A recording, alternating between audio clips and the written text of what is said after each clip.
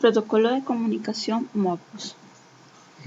En este siguiente video, correspondiente a la guía 12 de comunicaciones, vamos a continuar describiendo el protocolo de comunicación Modbus, pero en este caso aplicándolo a el PLC GM7 de LG.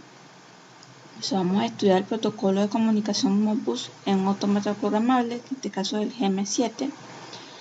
Vamos a ver los bloques de programación para este mismo autómata comercial, los bloques de programación Modbus, y realizaremos ejemplos de programación de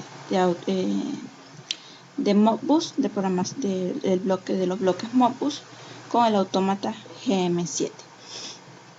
Ya en este primer video vamos a empezar con el estudio del protocolo de comunicación Modbus en el PLC GM7, dejando para siguientes videos la explicación de los bloques de programación y los ejemplos de programación.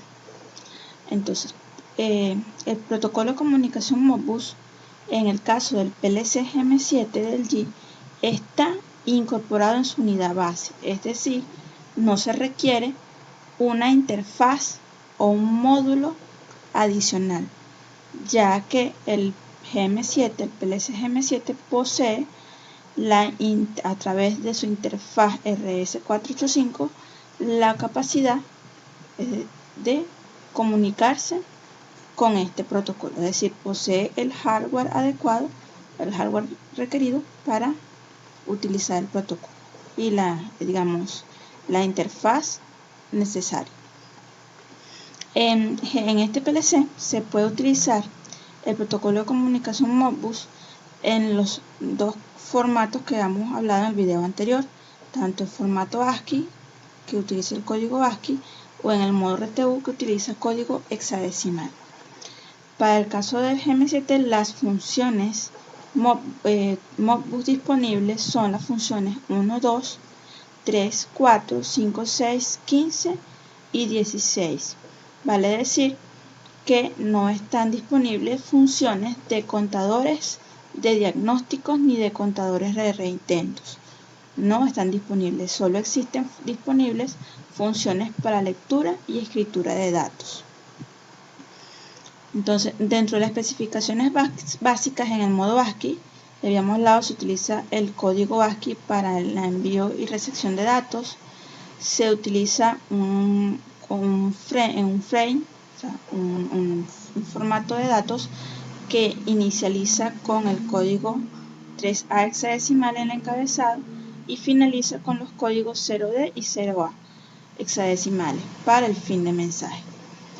Se permite como máximo intervalo de tiempo entre caracteres 1 segundo y utiliza algoritmos LRC para lo que es la verificación de la integridad de los datos, siguiendo un pseudocódigo o un algoritmo propio del fabricante de GM7 series de LG, lo cual puede detallarse más en su manual. La estructura del formato del mensaje es la que vemos aquí. Fíjense que entonces empieza con un ítem donde nos dice el tamaño de los datos a enviar, el encabezado, que es el 3A, la dirección del esclavo con el que se quiere hablar en código ASCII, el código de la función se gasta 2 bytes, si hay datos que van a ser enviados, se envían en la trama de datos, el chequeo de redundancia para la integridad de la data y el carry return y el final de línea. Para el modo RTU, como estábamos comentando, se comunican utilizando datos en hexadecimal. No hay encabezados ni cola, es decir, no hay un código especial para iniciar y otro para finalizar. El mensaje comienza con la dirección de la dirección del dispositivo esclavo con el que se desea comunicar y finaliza con el chequeo de redundancia cíclica. Se tiene al menos 3.5 tiempos de carácter entre dos formatos de mensaje o frames. Es decir, existen pausas de tiempos de carácter entre un mensaje completo y otro mensaje que se desee enviar o recibir. Se ignora el frame actual o el mensaje actual cuando han transcurrido 1,5 tiempos de carácter entre los caracteres. ¿Okay? Entre caracteres, no entre mensajes. Se verifican los errores usando algoritmos de redundancia cíclica, chequeo de redundancia cíclica de 16 bits, también propio de GM7. Y la estructura del mensaje es la que vemos aquí. El ítem nos dice el tamaño del mensaje completo en bytes, address, la dirección, fíjate que aquí se gasta un solo byte porque es en hexadecimal y no en ASCII, el código de la función de lectura o escritura de bit o de palabras que corresponda, los datos que se vayan a enviar en el caso de ser una escritura y el chequeo de redundancia cíclica que es de 2 bytes. ¿Okay? Aquí como dato a resaltar, el tamaño de una letra es un carácter que es igual a 8 bits. Un tiempo de carácter es el tiempo transcurrido durante el envío de un carácter o durante el envío de 8 bits. Por ejemplo, para una transmisión a 1200 bits por segundo, la velocidad, ¿qué significa esto? Que se toma un segundo de enviar 1200 bits. Entonces, el envío de un bit tomaría 0,83 milisegundos. Y un carácter, el tiempo de carácter sería esos 0,83 milisegundos, que es el tiempo de un bit para esa velocidad, por 8 bits, dando un valor de 6,64 bits. Esto para entender lo que significa tiempo que toma enviar un bit y tiempo que toma enviar un carácter. En cuanto al área de dirección, vamos a especificar lo que es el área de direcciones. En la familia GM se tiene disponibles para comunicaciones Modbus para poder direccionar desde el número 1 hasta el número 247, o sea, del dispositivo 1 al 247. Pero en el caso de GM7, él solo soporta direcciones de 0 a 31, es decir, máximo 32 dispositivos. La dirección 0 es la que se usa como dirección broadcast o el que hemos hablado que se llama mensaje difundido, que es un mensaje que se envía a todos los dispositivos al mismo tiempo. Entonces, esta para que la reconozcan y respondan a ella con su dirección. Pero esta característica de broadcast, el PLC GM7 que vamos a utilizar no la soporta, es decir, no tiene capacidad de mandar mensajes difundidos como maestro. Por lo tanto, cuando trabajemos con GM7 no vamos a usar la dirección 0, que en nuestro caso en las prácticas, que significa que nos quedan disponibles de la dirección 1 al 31 para un total de 31 direcciones. Si tuviéramos el 0 disponible, tuviéramos 32 direcciones. Entonces, de una disponibilidad de 32 se nos reduce a 31 dispositivos, significando esto un dispositivo maestro y máximo 30 esclavos. Repito, esto es para el caso del PLC GM7. ¿Okay? Habíamos hablado entonces que las funciones que soporta, de las funciones Modbus, el PLC GM7 funciona las funciones 1, 2, 3, 4, 5, 6 y 15 y 16. Cuando el formato de respuesta es confirmación positiva, es decir, el dispositivo con el que se comunica el maestro hacia el esclavo reconoce la información, entonces él se envía el mismo código de la función que hizo la petición de comunicación.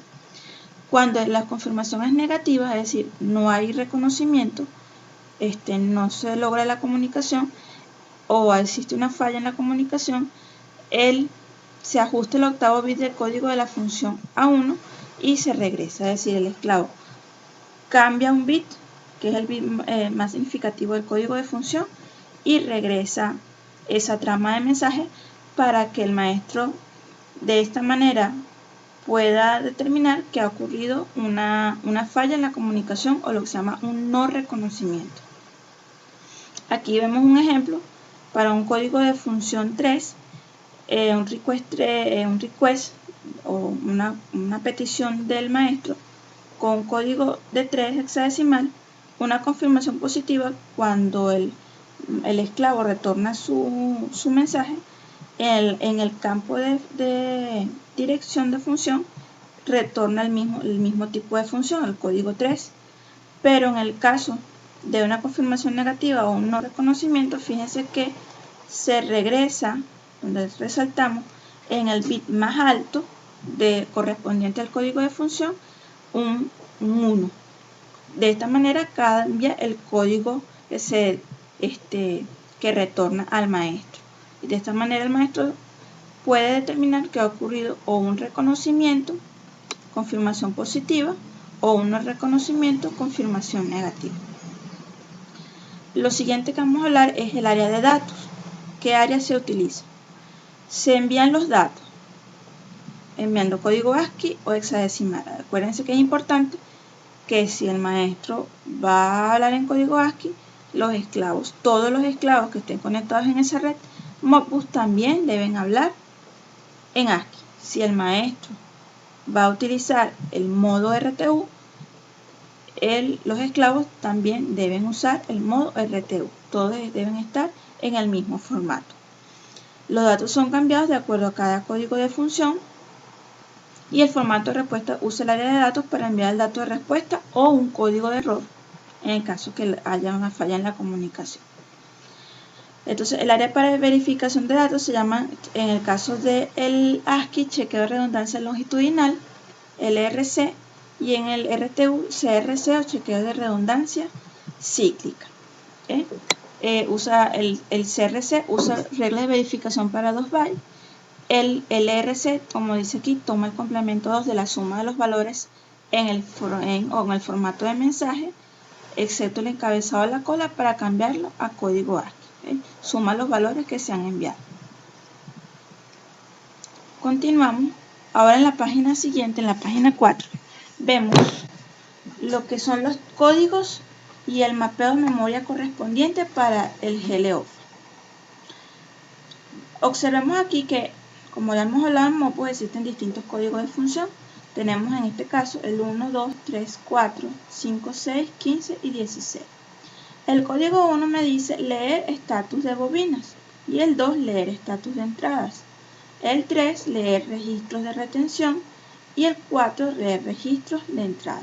Registros de retención serían equivalentes a registros de salida. El 5 es forzar, que es el caso de escribir, forzar una bobina simple o forzar o escribir una sola bobina. El 6, escribir un registro simple, escribir una palabra o un byte. El 15, forzar múltiples bobinas o múltiples bits, y el 16, presetear o fijar o escribir múltiples registros. Nosotros observamos cómo es el mapeo en Modicon, en los PLC en Modicon. Existe un código inicial que verifica si se están leyendo o escribiendo y si es sobre bit o sobre palabra. Observemos que en el caso entonces de leer en las funciones 1 y 2, para leer bit estatus de bobinas o de bit de salida, los PLC Modicon utilizan el 0. Y para indicar que estamos leyendo bit de entradas, utilizan el 1. En las 3 y 4, utilizan 4 para indicar que son palabras de salida y 3 para indicar que son palabras de entrada. Para escribir, forzar, fíjense que utiliza 0 para indicar que están escribiendo sobre un bit de salida y 4 una palabra de salida. 0 para un bit de salida para forzar varias salidas, 4 para palabras de salida. Entonces hay un primer número en Modicon que diferencia qué es lo que se va a escribir. Si son bits de entrada o salida, palabras de entrada o salida. Si se van a leer o si se van a escribir. Para el caso de los PLC GLOFA, lo que es la comunicación Modbus utiliza una sola zona de memoria para esa transferencia de datos, que es la zona de memoria interna o la zona porcentaje M. En el caso de bit es la zona porcentaje MX o en el caso de palabra es la zona porcentaje MW. Entonces allí el PLC realmente no hace diferenciación. Entonces cuando vamos a leer, si usamos la función 1 o 2, que en el módico, en el diferencia, hay un prefijo que lo diferencia, el 0 de 1 o el 1 para indicar si está trabajando con bit de salida o bit de entrada, observe que en el caso del PLC-GM7 no va a haber diferencia porque ese mapeo de memoria ocurre directamente en la zona de bits internos. Entonces disponible desde MX0 a MX9999. Y fíjense que para el caso de él va a ser leer bits. ¿Qué tipo de bits? Bits internos.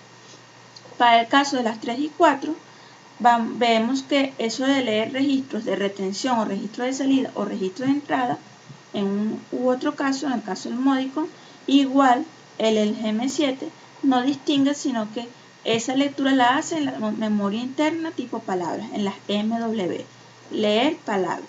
En la 5.6 hace la escritura, en la 5 que es escritura de bit, significa escribir sobre las MX, y en la escritura de palabras que es la 6 significa escribir sobre la zona porcentaje MW.